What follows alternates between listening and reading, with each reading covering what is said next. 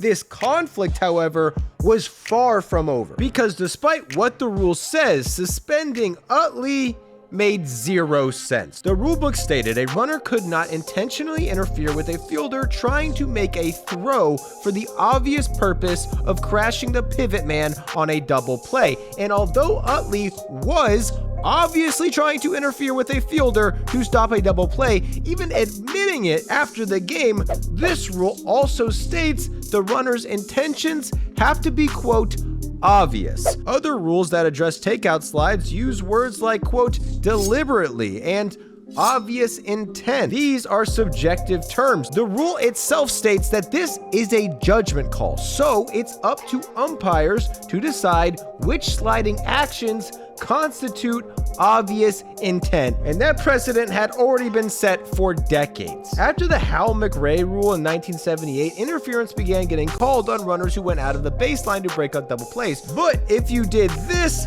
umpires wouldn't call it. In 1988, Will Clark comes in hard to take out the double play, then proceeds to get kicked, slapped in the head, and punched by multiple Cardinals before a brawl begins. By this time, a decade after the McRae rule, some players were already starting to get upset with dangerous takeout slides. Players began seeing certain slides as dangerous, while others took pride in playing hard and destroying fielders any chance they could, which would put them at risk of getting themselves or their teammates drilled. However, it wasn't against the rules. Umpires decided or were told that if a player slid within reach of the bag or was still in the baseline, it wouldn't be interference. Just take Albert Bell, who famously destroyed Jose Vidro on this play. He was ridiculed, fined, and suspended for this, yet MLB umpires themselves say Bell never left the baseline, and this was completely legal. So during the appeal process, Chase Utley's defense argued if Chase Utley's slide was illegal,